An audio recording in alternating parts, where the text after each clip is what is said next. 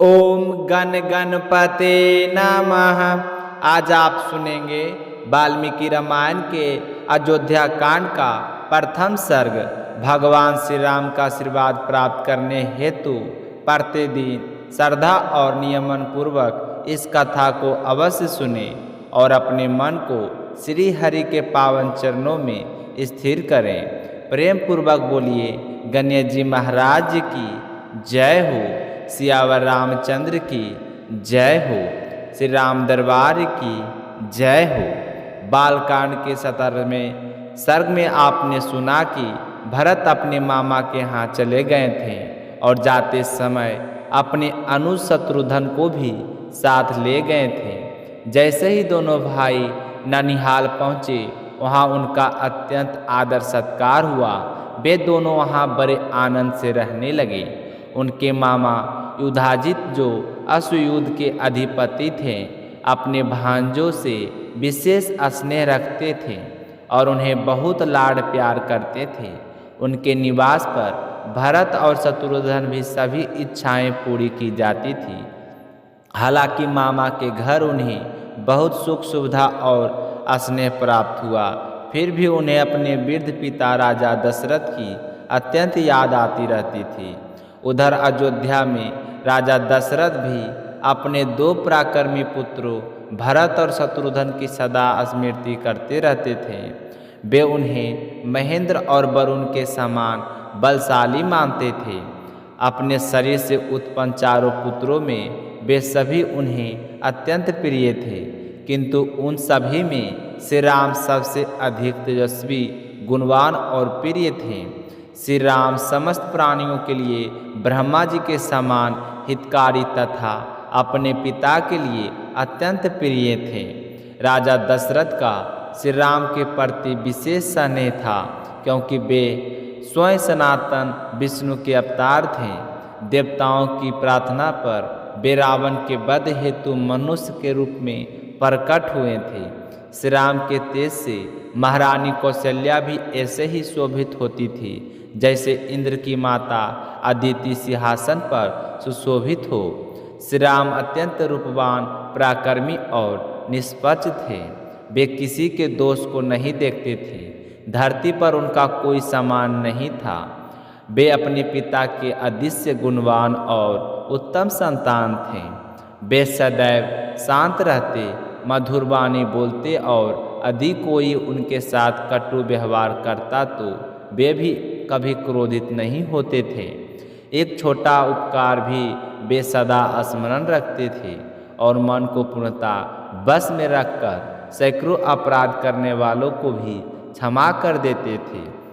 अस्त्र शस्त्र का अभ्यास के समयानुसार करते और सदा श्रेष्ठ गुणों और ज्ञान में निपुण विद्वानों से अनुवाद करते। वे अत्यंत बुद्धिमान थे।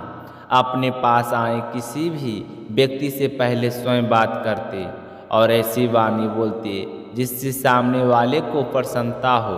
श्री राम को अपने पराक्रम पर कभी अभिमान नहीं होता था। वे झूठ कभी नहीं बोलते थे, विद्वानों का सम्मान करते थे और अयोध्या की प्रजा उनसे अत्यधिक स्नेह रखती थी। वे ब्राह्मणों के पूजक, दीनों पर दया करने वाले, धर्म के मार्ग को चलने वाले और इंद्रियों को बस में रखने वाले थे। वे भीतर बाहर से पूर्णतः पवित्र थे और सदैव अपने कुल, धर्म, दया, उदारता तथा शरणागत रक्षा जैसे गुणों में लीन रहते थे। वे क्षत्रिय धर्म का पालन बड़े गर्व और प्रसन्नता से करते थे। शास्त्र विरुद्ध कर्म और अमंगल कार्यों की ओर उनका मन कभी नहीं जाता था। वे सत्यवादी, नीति के ज्ञाता और बृहस्पति देव जैसे तर्क देने में असमर्थ थे। श्री राम का शरीर निरोग अवस्था, युवा और स्वभाव अत्यंत विनीत था। उनका व्यक्तित्व दर्शनीय था और वे देश काल के ज्ञान में निपुण थे। ऐसा प्रतीत होता था मानो सृष्टिकर्ता ने समस्त उत्तम गुणों को समावेश कर केवल श्री राम के रूप में उन्हें धरा पर भेजा हो। वे समस्त विद्याओं में पारंगत, वेदों के ज्ञाता और वाण विद्या में अपने पिता से भी श्रेष्ठ थे। वे सदाचारी, सत्यनिष्ठ, सरल और धर्म अर्थ काम के तत्वों के ज्ञाता थे। वृद्ध ब्राह्मणों से उत्तम शिक्षा प्राप्त कर उन्होंने शास्त्रों का गहन अध्ययन किया था। वे स्मरण शक्ति से परिपूर्ण पर भी प्रतिभाशाली और व्यवहार कुशल थे। धर्माचरण में समय की युक्ति को भली भांति समझाते थे। वे अपने भावों को प्रकट न करने में कुशल, मंत्र गुप्त रखने वाले और अच्छे सहयोगियों से युक्त थे। उनका क्रोध या हर्ष धन की आय के उपायों पर प्रभाव नहीं डालता था। वे फूलों को तोड़े बिना रस लेने वाले मधुमक्खी की भांति प्रजा से बिना कष्ट दिए न्यायानुकूल धन अर्जन में निपुण थे।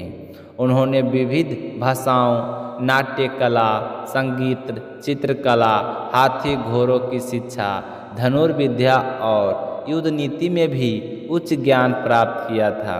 वे शत्रु दल पर आक्रमण और रणनीति में भी निष्पात थे। यहाँ तक कि देवता और असुर भी संग्राम में उन्हें परास्त नहीं कर सकते थे। उन्होंने क्रोध, अहंकार और ईर्ष्या जैसे दोषों का सर्वथा अभाव था। आगे की कथा हम कल के सर्ग में सुनाएंगे। प्रेम से बोलिए सियावर रामचंद्र भगवान की जय हो। कृष्ण कन्हैया की जय हो।